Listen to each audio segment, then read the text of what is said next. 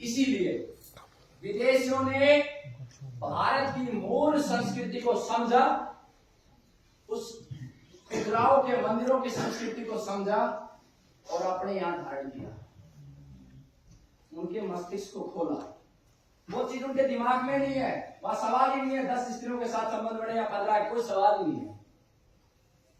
और जब आदमी फ्री हो गया तो उसने ध्यान लगाया विकास पे, अपनी अंतिम यात्रा को जाने। और भारत को कैसे रोक दिया गया, अब बताता हूं भारत को कैसे दबाया गया। भारत के अंदर ये धारणाएं फैलाई गई, उस संस्कृति को नष्ट किया गया, क्योंकि जो विदेशी लोग होते हैं वो बहुत चतुर चालाक होते हैं। इस धारणा को स्थापित किया गया इस राष्ट्र में, और जब ये देश आजाद हुआ तो ये धारणा पहले से थी, और आजादी के बाद ऐसे ही व्यक्तियों का चुनाव किया गया जो काम वासना में लिप्त थे। अनेकों स्त्रियों के साथ संबंध बनाए गए, उनकी वीडियोग्राफी रखी गई और उनसे वो काम करवाए गए जो वो करवाना चाहते थे। ना शिक्षा में मूल परिवर्तन हुआ, ना व्यवस्था में मूल परिवर्तन हुआ। जवाहरलाल नेहरू उसका सीधा सीधा उदाहरण है। क्यों? जवाहरलाल नेहरू को पता है, एक नेता को अपने नाम की बड़ी चिंता होती है, नहीं होती है? उसको ये पता चलेगा कि यार दुनिया को पता चल गया तो वोट ही नहीं मिलेंगे, और पूरे 5 साल वो दबा रहेगा। और आपको उदाहरण देता हूं, विनाश हो गया, आपके सब अधिकार छीने के ऊंचे लेवल पर। अगर कोई संत श्रेष्ठ कार्य कर रहा है उसको झटके में रोक दिया जाता है। उदाहरण आसाराम बापू जी। आप एक चीज देखो, आपके सामने जो व्यक्ति खड़ा है इसने 1000 स्त्रियों को भोगा है, साधारण व्यक्ति है, कभी एक भी स्त्री को जबरदस्ती टच नहीं किया, एक को भी। देखा, ये देख रहा हूं इसको आनंद आ रहा है, इसको देख रहा हूं आनंद आ रहा है, लेकिन एक भी स्त्री को मैंने जबरदस्ती टच नहीं किया। हाँ, कभी कभी ऐसा था जब कॉलेज में पढ़ते थे, बस में लड़कियां होती थी तो ऐसे कर लिया, ऐसे कर लिया, ऐसे कर लिया, करते थे, लेकिन कभी भी जबरदस्ती नहीं की।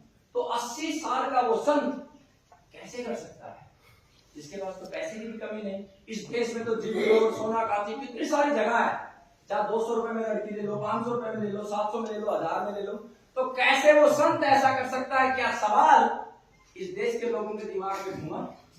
अभी नहीं घूमेगा, क्योंकि तुम सब रोबोट बन चुके हो। ऐसा क्यों किया गया आसाराम बापू जी के खिलाफ?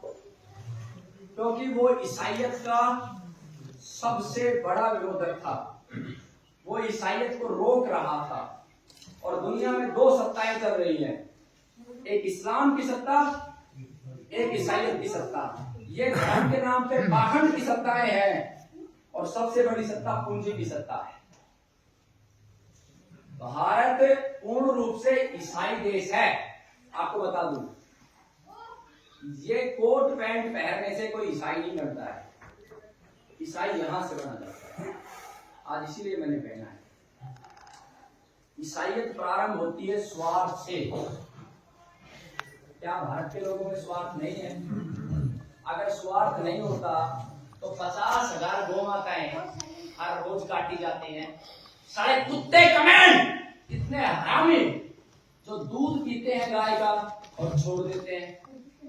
देश में बात करते हैं करोड़ों गो भक्तों की, जब मैंने कहा गाय ले जाओ, हराम खोर एक नहीं आया। जिसने भी गाय का हाथ पकड़ा, दूध दे दिया उसका, तेरे को पिलाऊं दूध साड़े, इसका दूध पिएगा, तेरे में योग्यता है इस मां का दूध पीने का।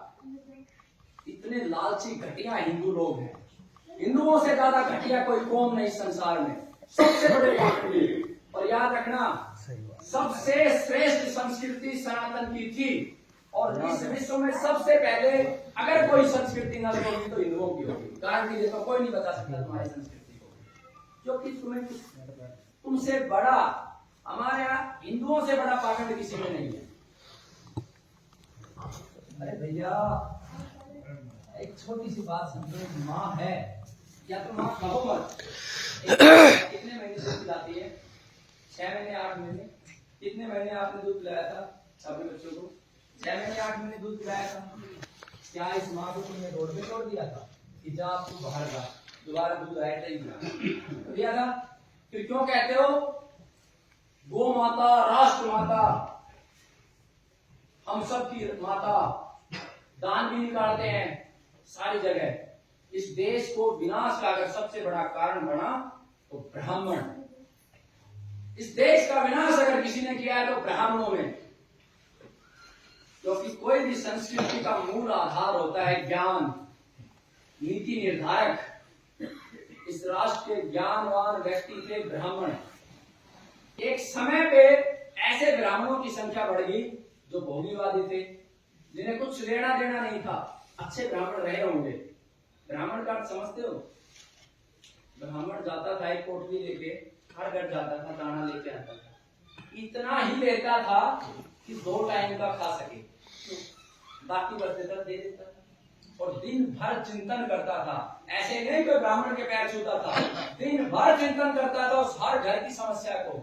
इस घर में गया, इसके माँ बाप कोई केयर नहीं कर रहा, क्यों जाता था घर घर? इसके घर गया, अरे वाह इसके यहाँ समस्या है। फिर रात को बैठ के थोड़ा सा खा के भी सोचता था क्या करूं मैं ऐसा। फिर एक सिद्धांत देता था समाज को।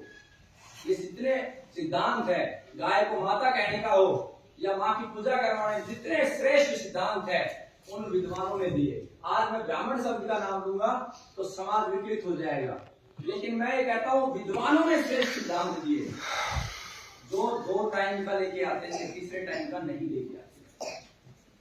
उनकी त्याग और तपस्या से वो ईश्वर को कनेक्ट करते थे और भारत में समूह था। जब ये ब्राह्मण की पीढ़ी टूटी, जब ब्राह्मण पथ भ्रष्ट हुआ तो उसके बाद राजा पथ भ्रष्ट हुआ, यानी क्षत्रिय पथ भ्रष्ट हुआ। क्षत्रियों का विनाश कहां से प्रारंभ हुआ? जब क्षत्रियों ने ब्राह्मणों की नीतियों को नकार दिया और क्षत्रियों को यह महसूस होने लगा कि लड़के तो हम आते हैं, ये बैठे बैठे पैर छुआते हैं। दूसरा विनाश इस देश का जब हुआ, अहंकार उत्पन्न हुआ क्षत्रिय में। महाराणा प्रताप अगर महाराणा प्रताप थे तो उनमें अहंकार नहीं था। वो ब्राह्मण के भी चरण छूते थे, आदिवासियों के भी चरण छूते थे, तभी तो उन्होंने फिर से कुछ ना होते हुए भी सब इकट्ठा कर लिया। इसलिए जो लोग ये कहते हैं जय महाराणा प्रताप जय राजपूताना, मैं उन लोगों को कहता हूं तुम ही इस महाराणा प्रताप के हत्यारे हो। जो ये लोग कहते हैं जय परशुराम जय ब्राह्मण, उनको कहता हूं तुम ही इस परशुराम के हत्यारे। क्यों? अरे भाई परशुराम प्रतीक है, किसी जाति का संबंध नहीं है।